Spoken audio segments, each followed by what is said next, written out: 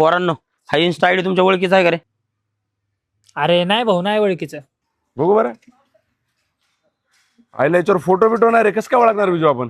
पण काय झालं, काय मॅटर झालंय? ते माझ्या बहिणीला ह्या आयडीवरनं सारखेच मेसेज यायला लागलेत. अरे इंस्टाग्रामचा हाच प्रॉब्लेम असतो रे. ते काय होतं, अशी पोरं आहे ना स्वतःचा फोटो ठेवत नाही आणि अकाउंट पण प्रायव्हेट आहे, त्यामुळं ओळखता पण येत नाही.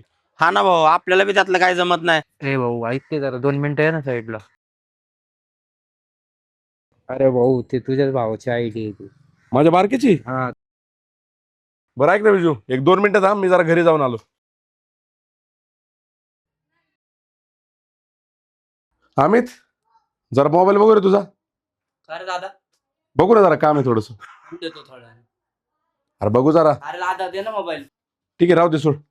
पासवर्ड माहिती आहे मला मोबाईलचा तुझ्या. ए दादा विजू, मोबाईल दे. जरा हेच अकाउंट आहे का बघ वरती, अकाउंट ए कार्ड. दादा मोबाईल दे. हे जरा थांब 2 मिनिटं. हेच अकाउंट आहे ना? हेच आहे. अरे माझ्या भावाचंच ए अकाउंट दादा आहे. मोबाईल दे. काय रे अमित, माझ्या बहिणीला मेसेज करतो का तू? ऐक ना, इथं बस जरा 2 मिनिटं. बस इथं.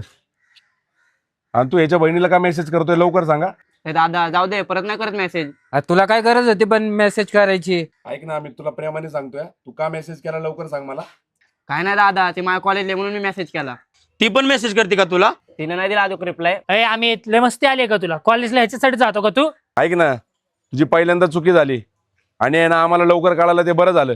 इथून पुढे जर तू तिला मेसेज केला ना तर लक्षात ठेव बरं का, कारण ती माझ्या मित्राची बहीण आहे, लक्षात ठेव. तू जरी माझा भाऊ असला ना तरी पण आहे ना तुझी साईड मी कधीच घेणार नाही. हे घे धर मोबाईल, तिला ब्लॉक कर आता आमच्या समोर. बघ दादा, केलं ब्लॉक. सॉरी दादा, चुकलं माझं. परत तुमच्या बहिणीला कधीच मेसेज नाही करणार.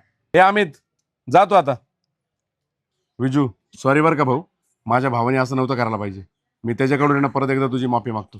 सॉरी यार. अरे भाऊ, तू कशाला सॉरी म्हणतोय? तू लगेच ऍक्शन घेतली. एखादा असता तर त्यांनी लगेच आपल्या भावाची चूक लपवून ठेवली असती.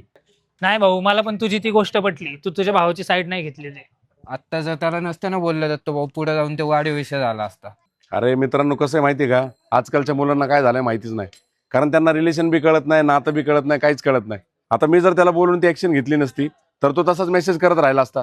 एक दिवस तुझ्या बहिणीकडनं बी त्याला रिप्लाय आला असता, दोघांचं कुठेतरी रिलेशन झालं असतं. आणि नंतर जेव्हा विषय वाढला असता तेव्हा त्यांच्या भांडणामुळे आपल्या दोघांचे रिलेशन खराब झाले असते एवढ्या वर्षाचे. बरं ऐक ना विजू, मनात काय ठेवू नको बरं का.